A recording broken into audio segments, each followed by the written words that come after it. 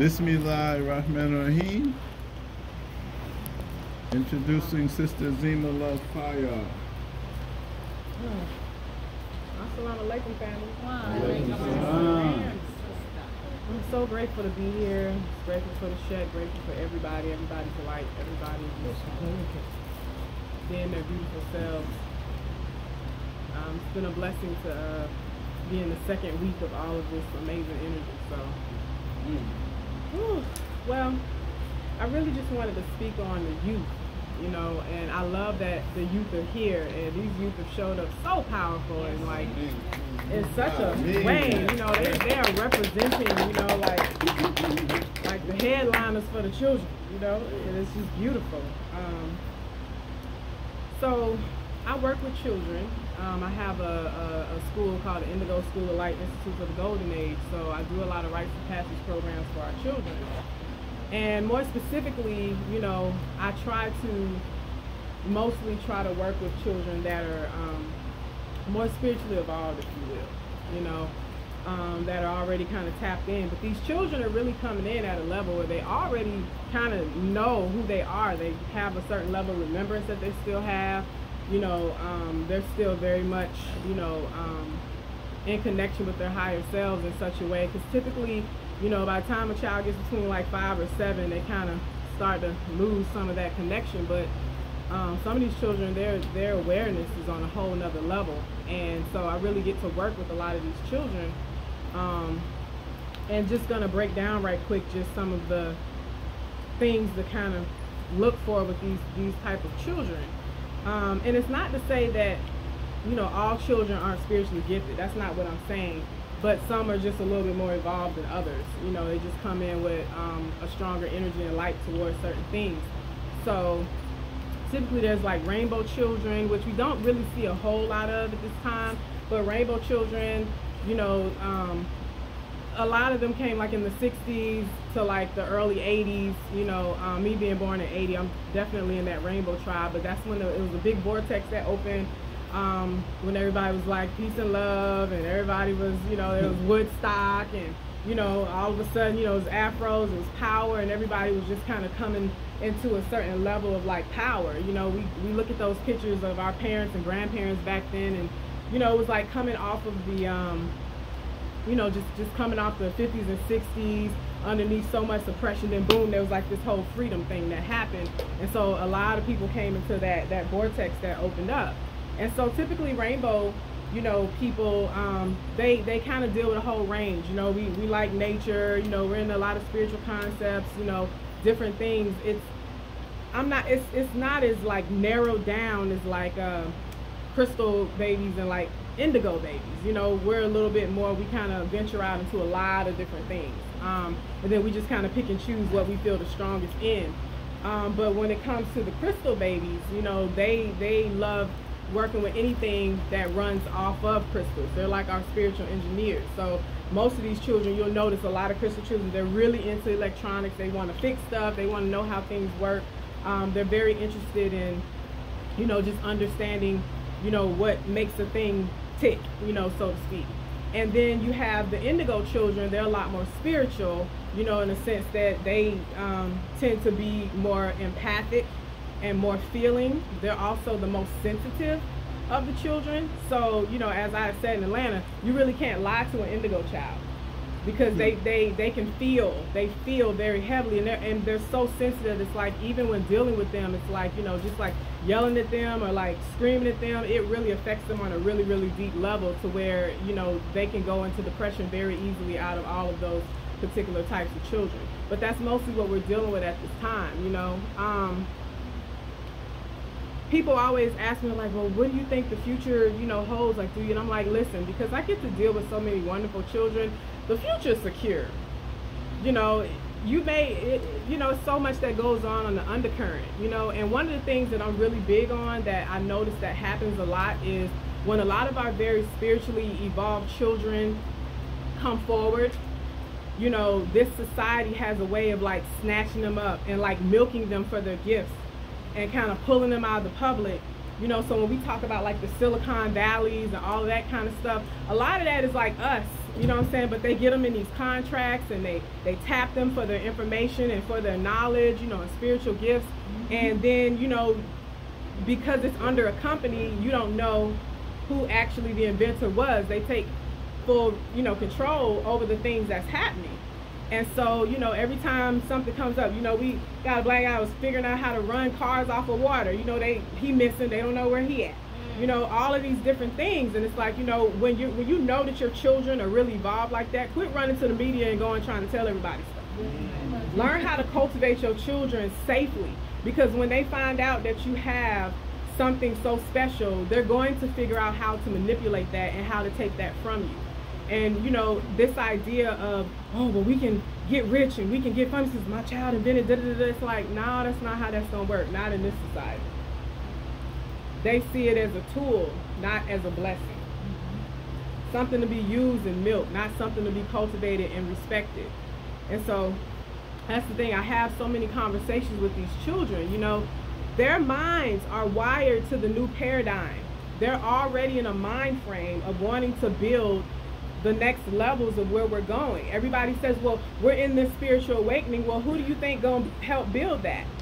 So these ideas and concepts of the old paradigm, you know, doesn't work anymore. How our grandparents thought is not working anymore. You know, these kids are not the, you know, do as I say, not as I do. You know, you really have to lead them by example and like show them what it is, because, you know, if you're complaining about your children's behavior and different things like that, you have to look at your own behavior. A lot of times these children end up being treated like they are like crazy, or like they have entities, or, you know, people want to run and get them baptized and thinking that they got all these negative things going on with them, and that's actually not the truth. The reality is that you just don't speak the language and try to understand.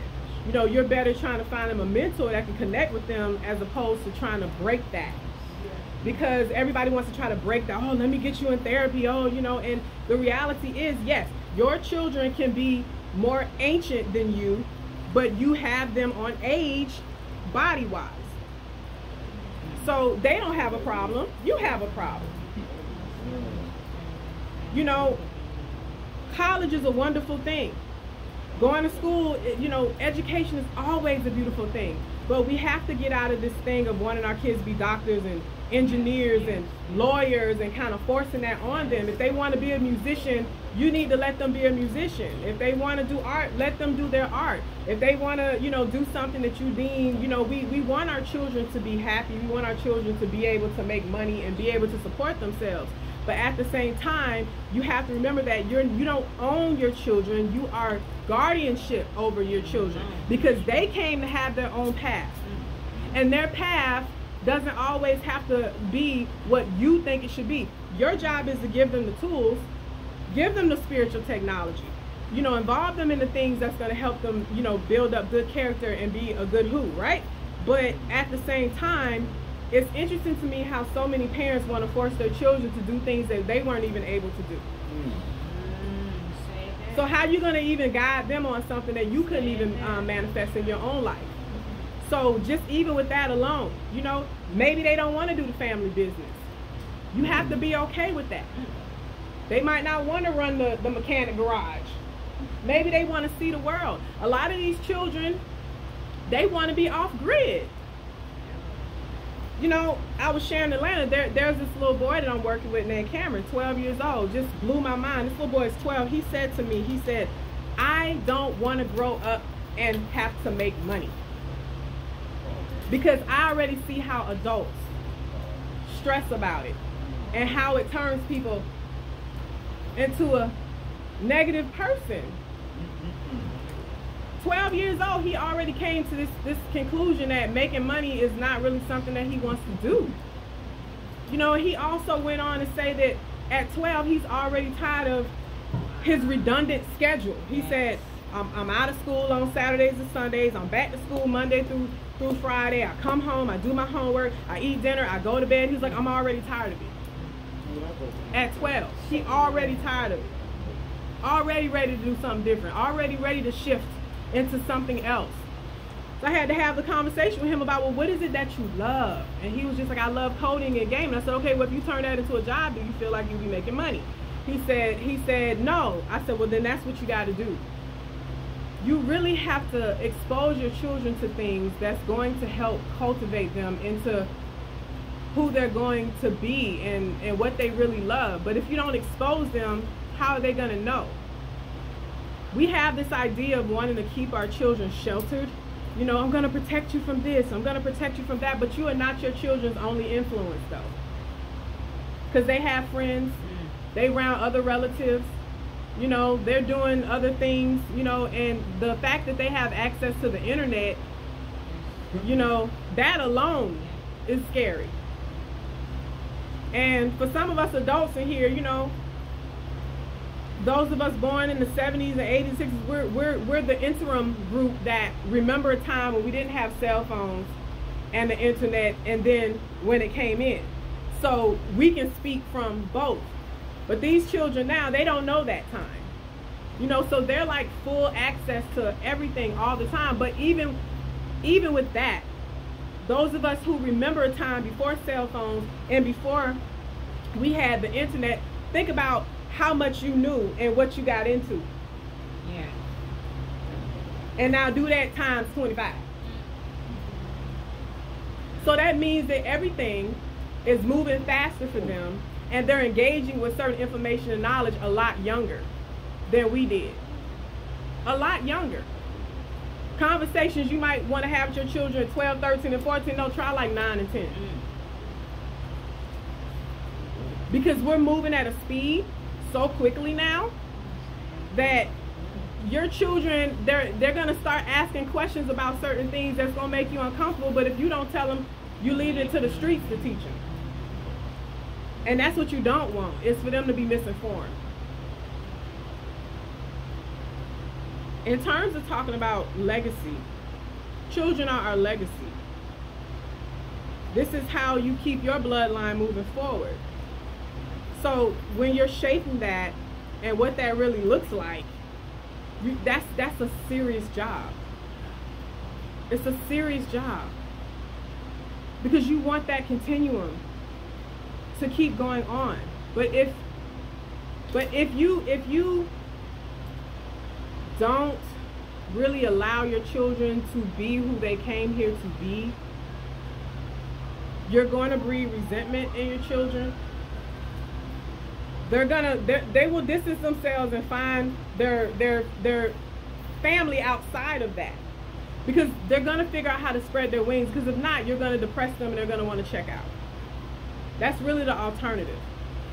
It's not a whole lot more, because at this point, you know, what we're saying to our children is, oh, they're rebelling, they're being hard-headed, they don't want to do da-da-da-da, they're not doing this. No, they just don't want to do that old stuff. They're not interested in, let me go get the, listen, again, like I said, education is powerful, but there's different levels of education.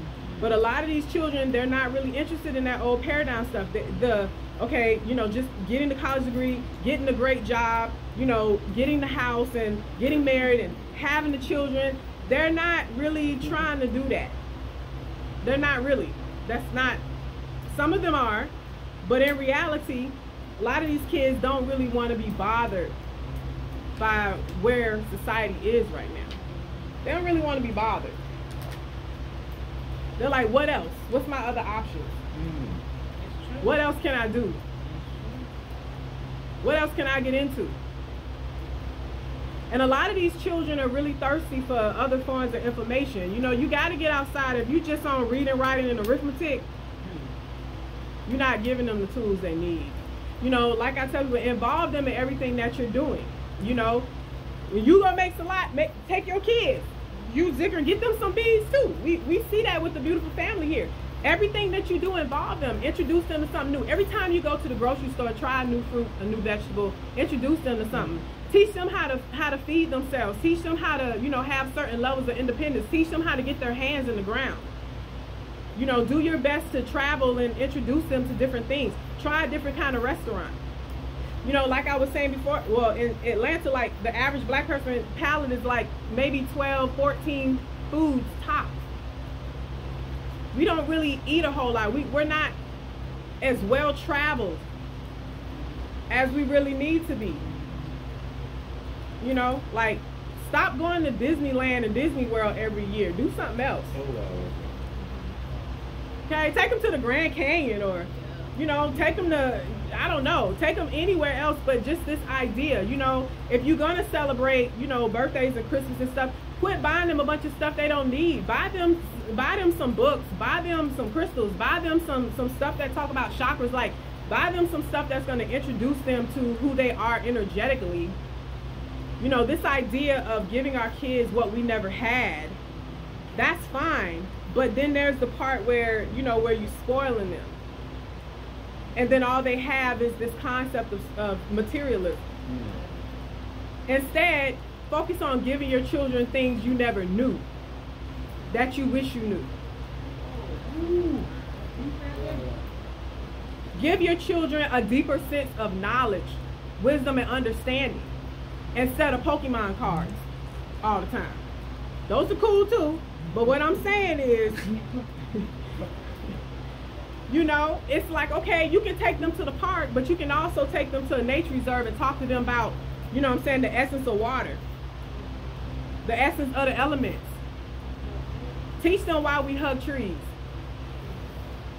Teach them why they should grow stuff.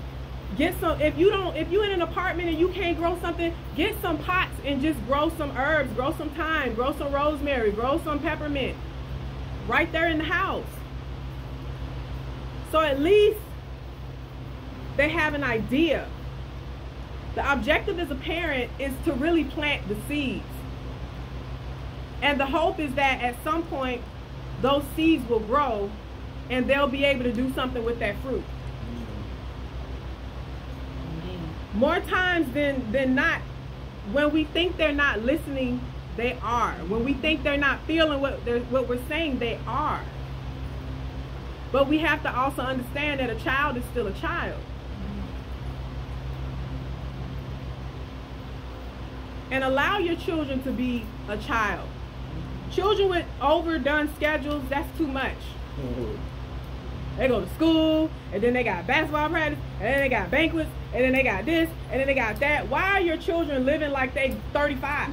They don't even like. Why is your children only playing outside on the weekends? Matter of fact, why ain't your kids playing outside at all? Why are they only playing video games all the time?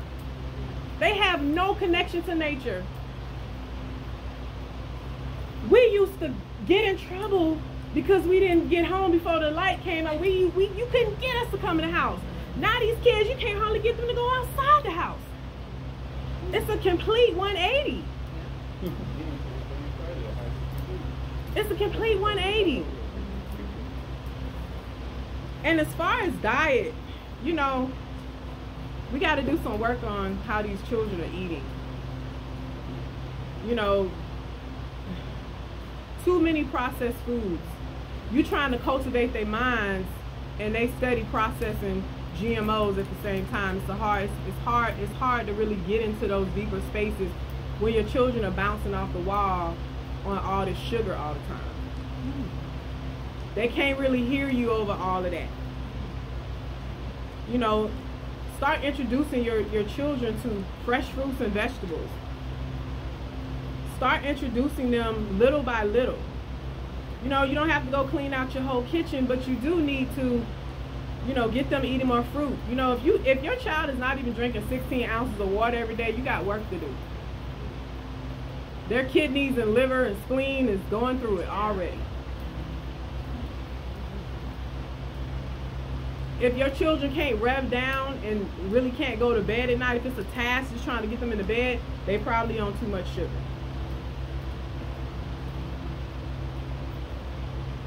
Go for walks. Just be outside. Let them take their shoes off and walk on the grass barefoot. Every morning, if you can get your children out of bed and have them meditate for 5 minutes in the morning. Just sit and tell them to envision the kind of day that they want to have.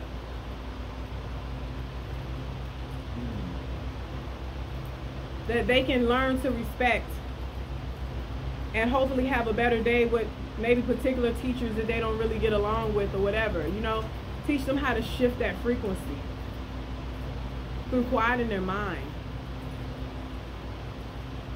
Teach them how to write positive affirmations.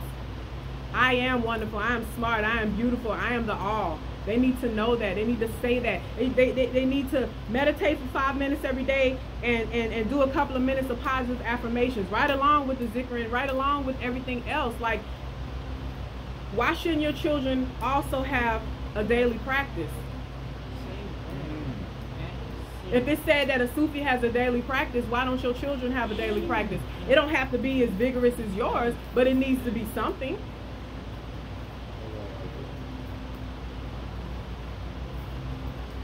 Let them go outside and play in the rain. So what if they get wet? Let them experience that.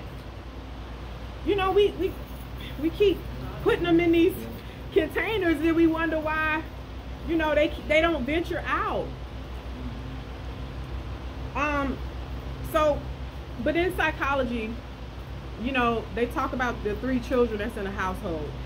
You know, the scapegoat child, the golden child, and the invisible child. And I talked about that in Atlanta, but I kind of forgot to kind of just mention like the well-balanced child, because there's also the child that gets, you know, the love and the fulfillment and gets everything they need. It's not overdone and it's not underdone. You know, they get the right amount of love, the right amount of attention, you know, the right amount of stuff. Honestly, that's rare to have that kind of child. It's very rare because it's so much brokenness in homes and so much trauma. You know, a lot of us as adults are just trying to heal from our childhood. And then in the midst of that, we're creating children before we've healed it. So that's a whole implication within itself. So the scapegoat child is the child that gets blamed for everything. You the reason why I didn't reach my goals in life. If it wasn't for you, da da da da da. If you wasn't here, I would have da da da da da da. That's that child that takes the brunt, that's always made to feel less than because of your very existence.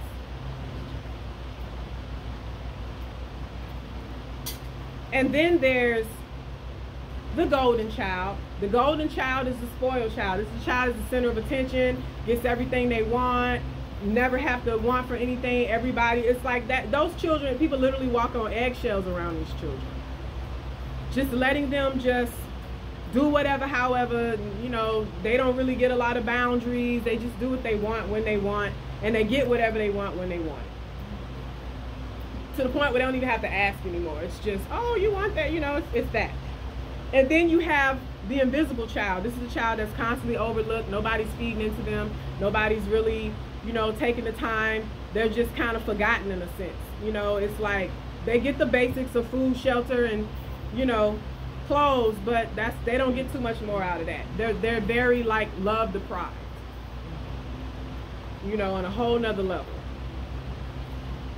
So when you think about that, think about what that looks like if that's not healed, what they become as an adult. Scapegoat child usually is very angry and feeds that, you know, in a lot of different ways. That can look like getting into criminal activity, feeding that anger, creating drama where it isn't any, just for the sake of having something going on all the time. You know. Then you have the golden child. The golden child, you know, a lot of people think, well, the golden child, they would treat their children like golden children. Nope, because they were the center of attention. They don't want to give up that space. So a lot of times, children that grow up from being the golden child end up treating their children like the invisible child, because they don't want to share that space, because now that means that they have to satellite around somebody else, and the idea of that is not something they're comfortable with. So then, you know, you have the invisible child. You know, they grow up to be, you know, serious introverts to the point where they don't really have a social life. They're not really coming out of their house a whole lot. They go to work, come home, they're not interested in venturing out. They don't want to see the world. They don't want to travel. They don't want to really, they're just existing. They're not living. And they don't even know how to connect with anyone else. So they just, it's kind of a miserable existence, if you will, because, you know, I don't care how you chalk it up. You know, we all need relationships on some level. You know, we all want to, you know, be able to have someone to talk to, somebody to like build with, you know. I mean, just even look at how we've gathered here. I mean, who wouldn't want this? Naturally, who wouldn't want to be around people that make you feel good, that speak life into you, that speak blessings into you, that speak light into you? Most people underneath all of that, first of all, we forget about our beautiful, untainted self that's underneath all of our conditioning. Because of all of the things that we went through in life, we forget that there is still an innocence that we carry underneath it all. But when we get lost in all of those things, a lot of times how we raise our children is the state of where our inner child is. And if your inner child is still in need of healing, there's a huge possibility that how you raise them is you passing off that, because unfortunately we inherit good and bad from our bloodlines.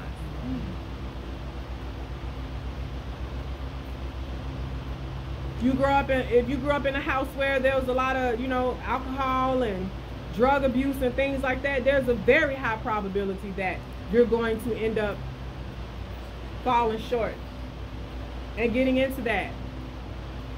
Because we also teach our children coping mechanisms. And what your coping mechanism is, they're watching that. So I said, if you can't say, you know, I know being a child of the 80s, I know my folks was definitely like, do as I say, not as I do. But I'm like, but if you're doing it, why shouldn't I do it? If it's good enough for you, why isn't it good enough for me? And then you have to look at yourself with that. When your children see you heal, it gives them the green light to know it's okay for them to heal too.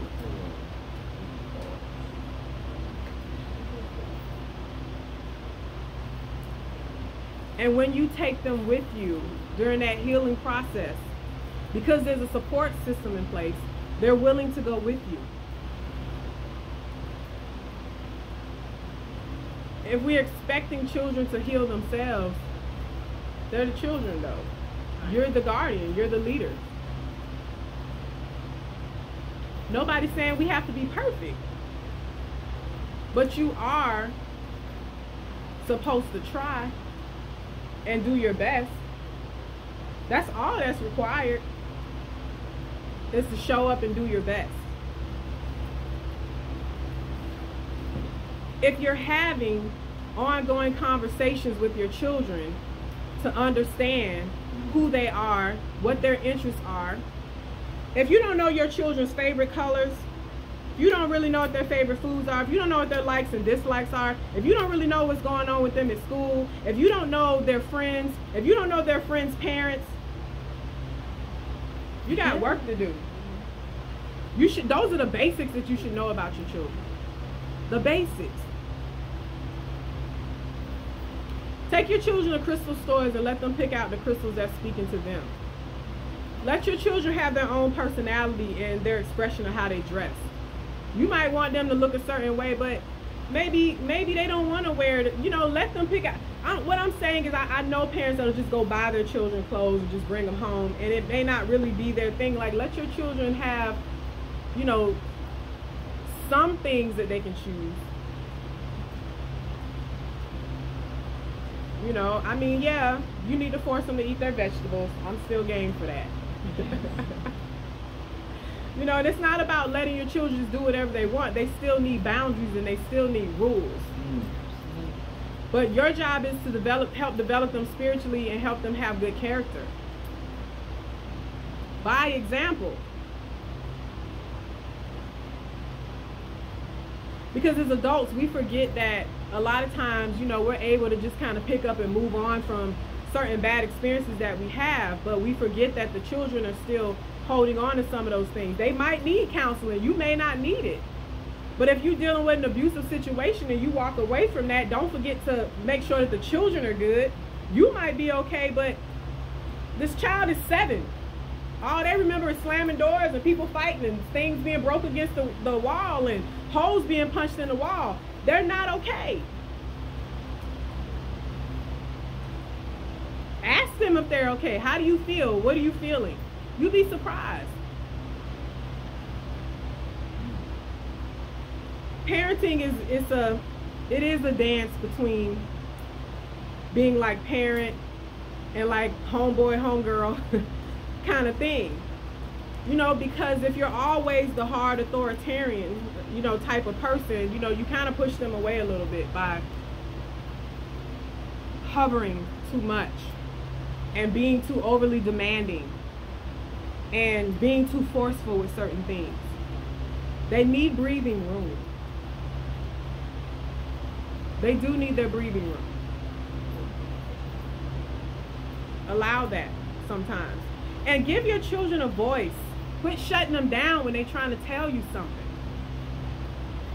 Nah, I don't want to hear that. Nah, stop doing that. Because what it's going to do is you're going to mess up their throat chakra.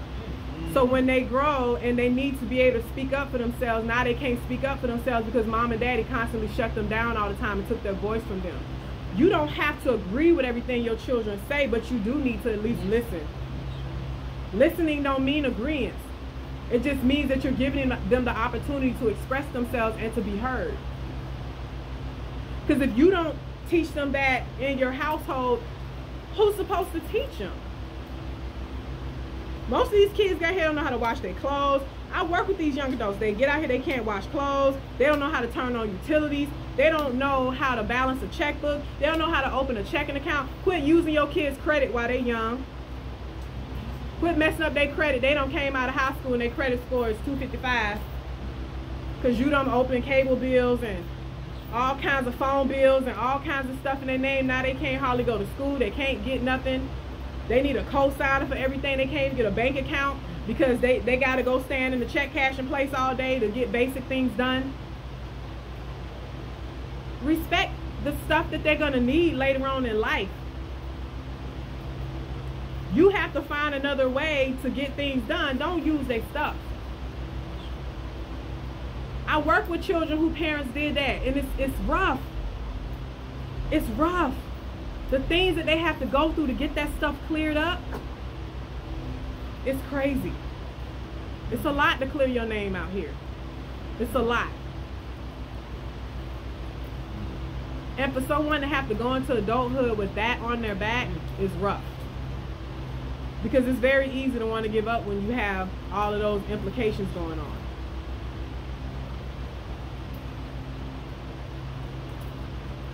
Yeah. But the children, they're listening, they're watching, they're thirsty for spiritual concepts, they're thirsty for deeper levels of knowledge. They want those things so badly.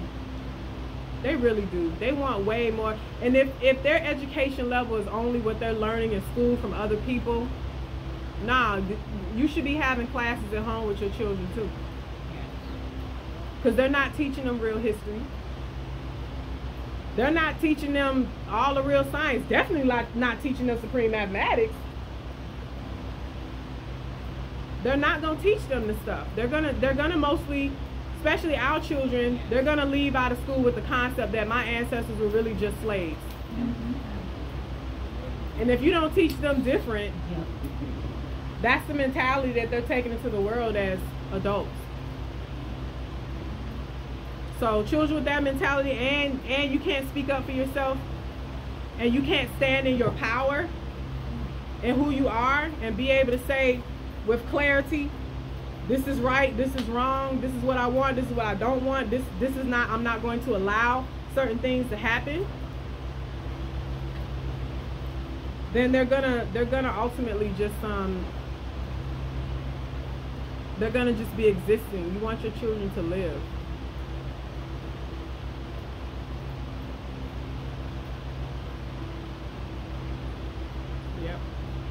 So, I mean, I think that's what I feel complete in that. Yeah. Any questions or comments? I think I'm gonna end on that. Yeah. Can you real quick before you close up, because it was so powerful on the line, can you tell the story about your mother and your dynamic and what you ended up having to tell the game clearly so your relationship can actually thrive and flourish as it is now? Okay, Bismillah. So, yeah, so I was a very, very spiritually in tune child, and that's the thing. The reason I work with these kind of children more specifically is because I was a child that came into a family, you know, we call the black sheep or the new seed. You know, nobody really understands them. You end up kind of being outcasted in your family in a lot of ways. And I was for some years, and then, you know, my relationship is great now, but I had to go through something. You know what I mean? To be okay with who I am and just accept that, regardless of who doesn't want to accept that. But what the brother was asking me to speak on, you know, the dynamic between, you know, just me and my family was like, you know, I'm the youngest. I have two identical twin sisters that are 11 years older than me. And so I'm the baby. And my mother gave birth to my twin sisters at the age of 14. By the time she had me, her heart chakra was pretty much blown at that point. You know, just from just the shame and just how the community really treated her, being so young and having these two babies and no father in place. It really took a toll on her energetically, mentally, physically, spiritually. But basically what ended up happening was, you know, my mother would always call me her wild child. You know, I never know what you're doing. I never know what you're into. I don't understand. You everybody you hang out with, they look weird, and I just don't know. And I guess I'm weird too, I guess. But she always kind of, you know, just didn't really understand what was happening. But she would always kind of be on me about doing certain things, you know, and just kind of pressuring me to change. And I fought with that for years, you know. And I finally just started praying to God. I'm like, God, you got to give me something to tell her, something to say, because I really need her to just accept me as I am. And so one day it came. And so just before I say what it is, like my sisters, you know, they did the college thing. They did the American dream thing. They still living it out and working it out, you know. They you know, did the college, got the house, got the husband, had the kids, you know, they both got 2 kids, you know, and a dog, basically 2.5. And they did it to the T, you know what I mean? And they're well off. But at the end of the day, you know, I had to tell my mom, I said, listen, the twins represent everything you want it to be. I represent everything you were too afraid to be. And yeah. And so it was that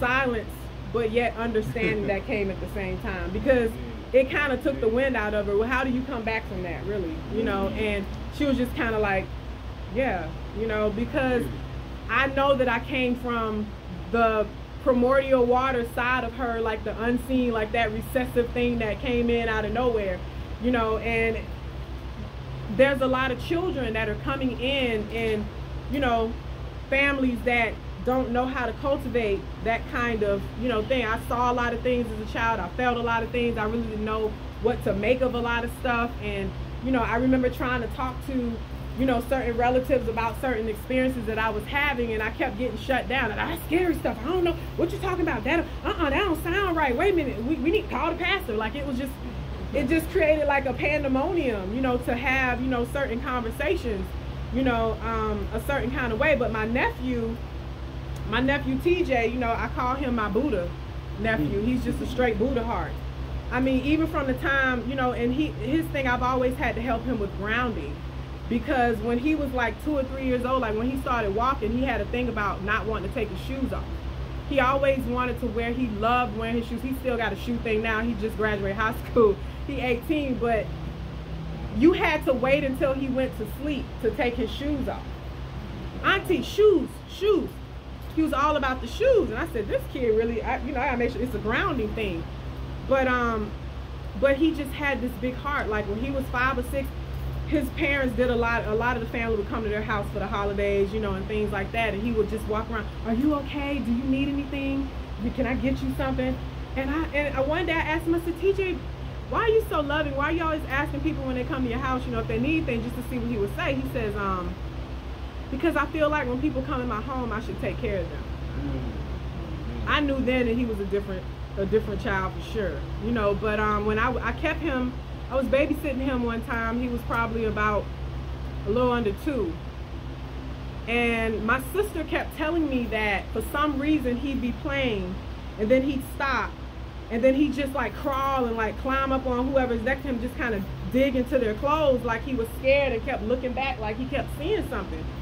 And she was like, I know you in all that stuff, but I don't know what's going on, but it's something that's very clear that he sees something, and he's trying to like stick his head under your shirt and digging his hands into your.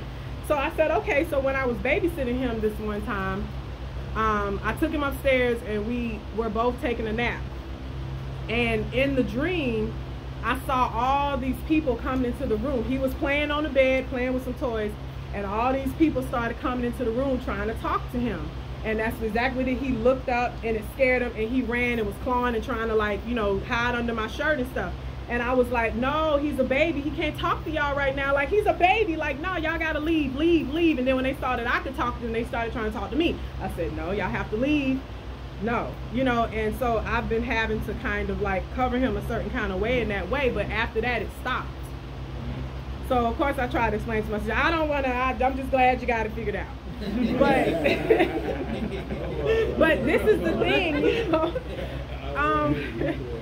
But these are the kind of children that I really enjoy working with, children, you know, who really need to be cultivated, but they may have parents that don't really understand it.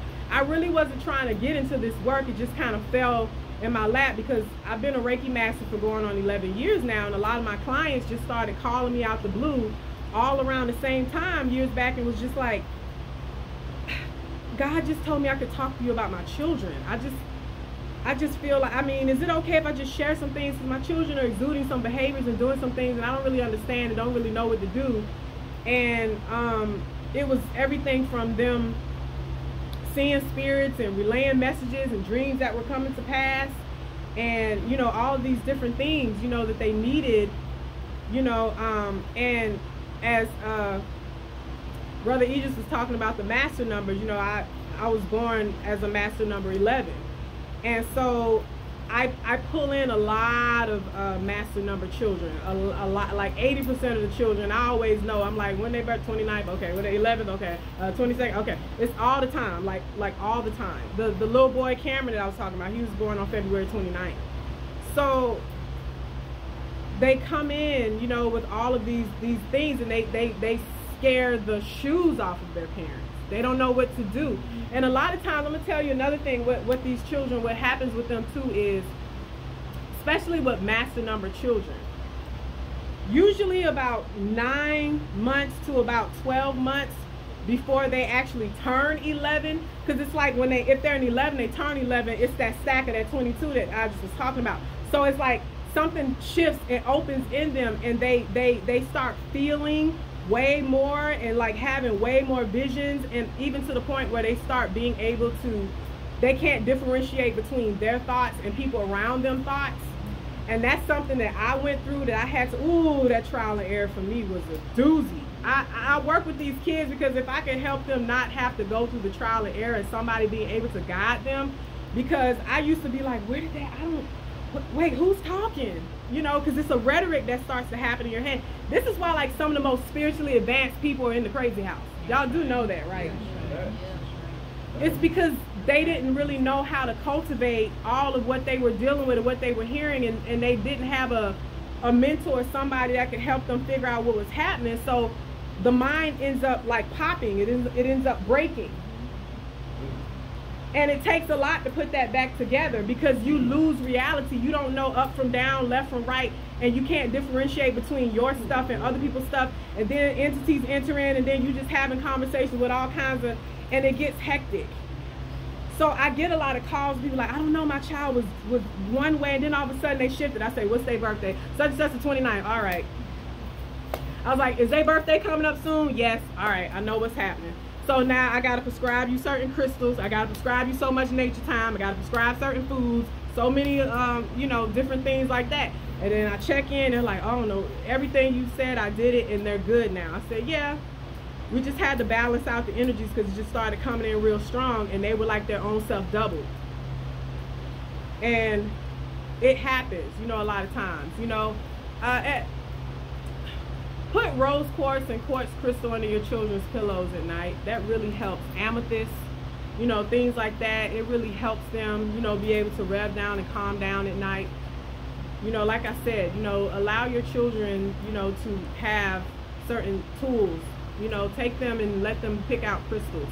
But keeping crystals in their pillowcases and stuff at night is really, really good. It's really good. You know, it really helps them a lot to open up and flower. Okay, so there was other questions. First, I wanted to say you have a dual dynamic because you spoke how your mom was a teenage mother, there was no father. But at the same time, your father was around. But you were the one, you know what I'm saying? A lot of times, you're like, oh, they had the mother and father, they should be good. But you were the one who had this different thing going on versus your sister.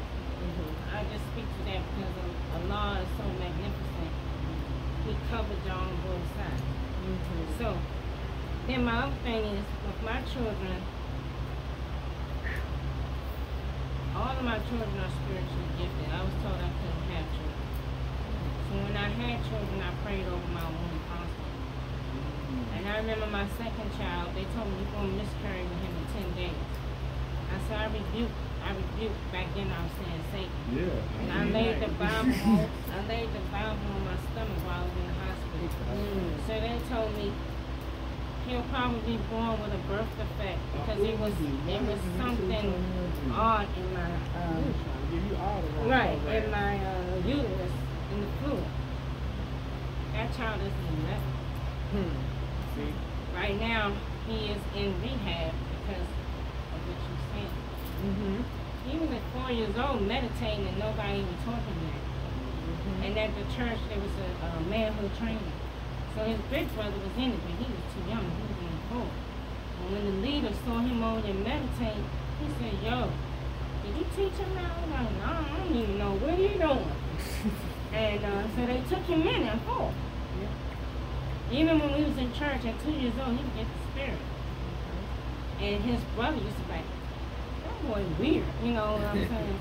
But my oldest son has an 11 in his birthday too. And both of them are highly intelligent. But it's the middle child that's struggling. And he has seizures now, but he told me when he had them, he in another domain, and he has spirits talking to him.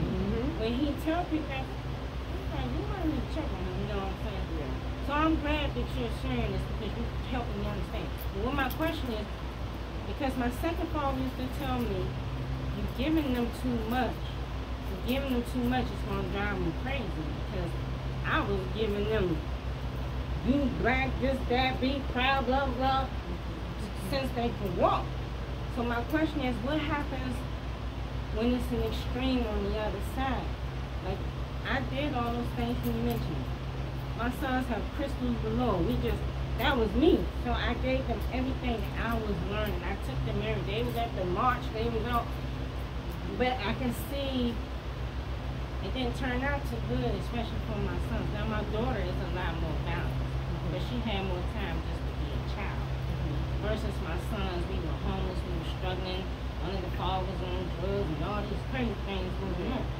So I guess I'm asking you, what happens when you give them all that stuff you say is natural and spiritual, but then it's an extreme on the other side? Well, let me ask you a personal question, I guess. You know, was there fathers around? Always. Always?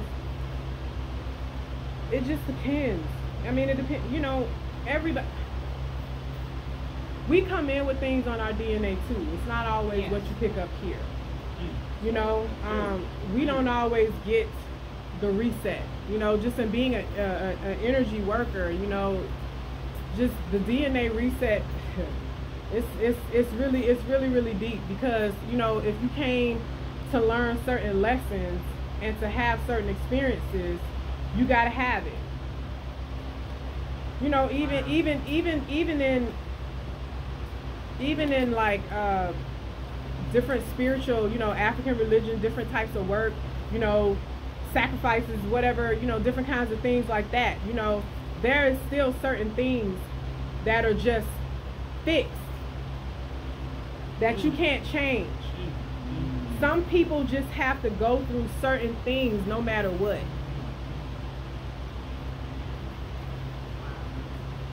Whatever those lessons are. Whatever those lessons are. Everything is not responsive to everything all the time. Some people are going to be in more of a karmic life than not. But some people just have more of have heavier, harder lessons to learn in certain lifetimes than others. Because when we talk about, like, you know, even when it comes to, like, you know, evolution, what they say, you know, you got the plant kingdom and the mineral kingdom and all these things. You know, they say once you hit the station of becoming a human, you don't go back to being an animal or a mineral or, you know, something like that. I have a theory that, you know, your animal totem is probably an animal that you were in a past life.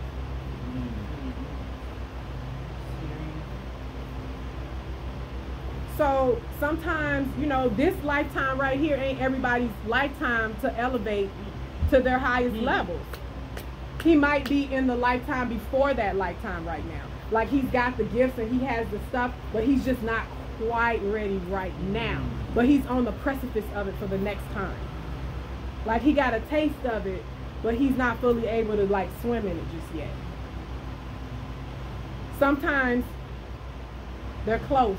Almost, but not quite. Who else had a question? You mentioned the balanced child, but you didn't speak much on it, and that wasn't my only question too. The balanced child? Yeah. Well, the balanced child is the child that, you know, gets the right amount of love, the right amount of nurturing, you know, the right amount of stuff. They're not underfed or overfed. They have a more balanced lifestyle.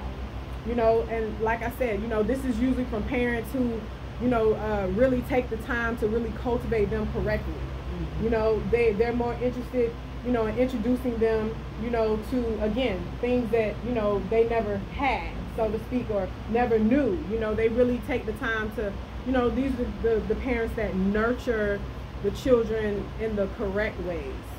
You know, they're not buying them a bunch of material stuff, trying to, you know, buy their kids happiness. You know, they don't, you know, I didn't grow up in a household where you was gifted money because you washed the dishes. I'm gonna buy you these sneakers because you clean up your room every day this week. You know, we put gifts and values on things that they supposed to do. If they grow up and get a job and work for somebody, you think they're not gonna get no gifts just because they did a good job at work that day? They might get a good job smack on the back, but you know, don't teach them this gifting system because they did something good. You know, it's the gifts comes from, you know, them doing good in the community and, you know, just connecting with their God sense and with Allah. For sure, you're gonna get gifts for that. But for them to have an expectation of getting a gift, you know, just because they're taking care of their things, is not how that works. You know, but some parents, you know, they kind of overdo. Okay, well, you made all A's on your report card, so now I'm gonna, you know, it's okay to reward them, but don't abuse the award system. And a lot of parents do that. Parents, a lot of times, want to be their kids' friends so much that they're not actually being their parent. And that's the thing. It's like, no, I can be your friend and I can be your parent, but at all times, I'm always your parent. So just the balance part. I mean, like, so my niece, she's 20. You know, she's going to, she's getting ready to graduate next December. She wants to be a pediatrician, but this girl, she was the top of her high school class. You know, free money, Harvard, everybody, you know, wanted her, whatever. She decided to, you know, go to school in DC. But, you know, at the end of the day, you know, just the things that, you know, my sister was very strategic. They weren't even allowed to, like, watch TV during the week. They had to read. They could watch TV on the weekends. You know, just even little things like that. It was like, you know, what do you need to watch TV for? You know, like, no, like, read these books and do something else. You know, they could get online for maybe 30 minutes or whatever and do certain things, you know, but at the end of the day, that structure, you know, made it to where, you know, they also developed, like, healthy study skills. Because our children don't even really know how to, like, study. You know, like, you have to be a focused person to study whatever. Spirituality, if you want to read the Quran, if you want to read the Bhagavad Gita, you still have to be able to sit down and actually do it. And take notes and highlight and try to remember and retain what it is that you learn. Most of our kids don't even have good, healthy study skills. But they can tell you everything that they said on the cartoons. A lot of our kids, they can dance and they can do all these wonderful things, but they can't read. A lot of these teachers just passing your kids on through. Sit down and teach.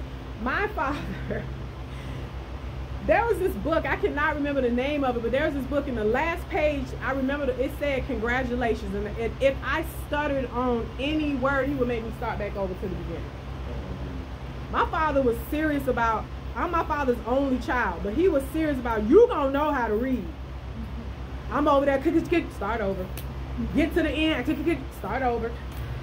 I mean, it maybe only was like 12 pages, but it was just the point that he beat into me that you got to get this right. But I kid you not, by the time I got to like 6th and 7th grade, I started realizing the reason the teacher would ask me to read all the time was because I started realizing that my peers could not really read that well.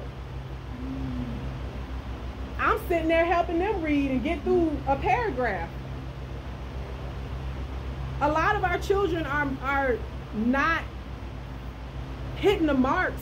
You know, they need, you know, make sure your children can really, like, they can read and they can comprehend, like, work with them on those things, you know. You buying them $200 Jordans when you really need to be investing that $200-300 into a tutor. If you're going to send them to a summer camp, send them to a summer camp where they can learn something. Send them to a STEM or a STEAM summer camp instead of just a summer camp where they just not really doing anything the whole time. They just hanging out. You know, that's fine too, but send them somewhere that's going to actually give them something. You know, and that's one of the things I really want to work on, is just doing more like holistic type of retreats for children where they can actually like learn some esoteric, metaphysical, and spiritual concepts that they can actually take that back and teach their friends. You know, that's what it's really about. Somebody else had a question? Oh. A part of the second question. Like, can someone embody like multiple aspects of the children, like rainbow, crystal, indigo, etc.? Like, can you be all of those things? I'm saying, can they embody like multiple aspects? Because even what you saying, it's like, and it's gonna, I don't want to sound like egotistical, but it's like literally like it's me and like, you know, like the different aspects on just asking, like, can, like, is it like where it's like, no, like it's set, or is it like, those things can definitely overlap. You can have a little bit of all of those things for sure. You know, it's not, none of it is etched in stone. It's just some means of identifying certain things. Because like so I do what's called a birthlight reading. This is something that I, you know, was able to develop through like meditation, and basically it's just a test that I give children to understand like where they are on the scale of just, you know, where you are with your elements. What is your water looking like? What is your, you know, what is your chakras? What are you strong in? What needs work? You know, what's kind of in the neutral space, to kind of give the parents, okay, this is what your child is strong at, this is where they're lagging at, you know, and they kind of got the concepts of this in between. We need to focus on this to kind of get them to a certain level, you know, kind of thing. Because if you really don't know what they're working with, then it's kind of hard to know what you should be cultivating. So I work with the parents on, you know, helping them figure out, okay, you know, this is what they have. I mean, it's a lot easier when it comes to master number children, but all of us have some gifts regardless. It's just the magnitude of it and the level of it. And then a lot of us have things within us that we haven't awakened yet that is still like, you know, we talk about being a sleeping giant. You know, a lot of us are still sleeping on our stuff. You know, we still haven't quite figured out, you know, what it is, or we don't trust our intuition or our instincts. You know, we're afraid to say we know. Like sometimes, you know, it's a such thing as also just being tapped in and being in your knowing. And that's what a lot of these children are. They're in their knowing. They just know from a spiritual instinct. They just know what they know. And people ask me, you must have read this book. I didn't. How do you know? I just know. And I'm okay with that. I don't question that. But it does take a while to get to the point where you don't question that. You just allow yourself to just be, you know, and just be okay with the fact that, you know what, you know, some of us are just privy to certain information naturally. And that's okay. Anything else? Anybody else had a comment or a question? Yes, I just want to say thank you for speaking on the youth. That was it, because parenting don't come with a handbook. It so does. We have these kids, we only raise them based off of how we've been raised. Right. So it's a lot of stuff that I didn't understand at this point. So I thank you. Love it.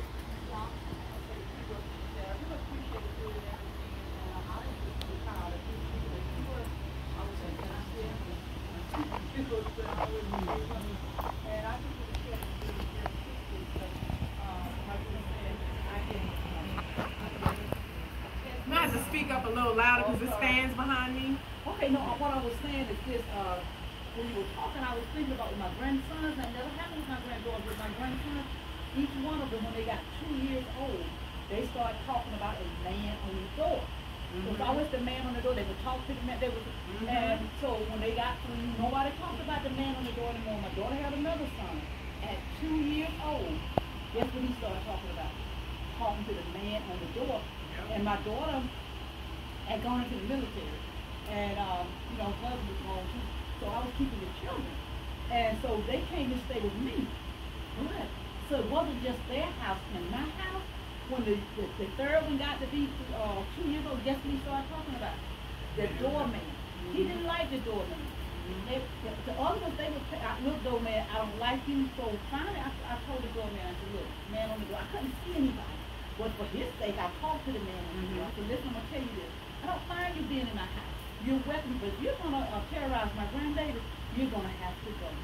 And from that day on, guess what? He had no more problem with the man on the door.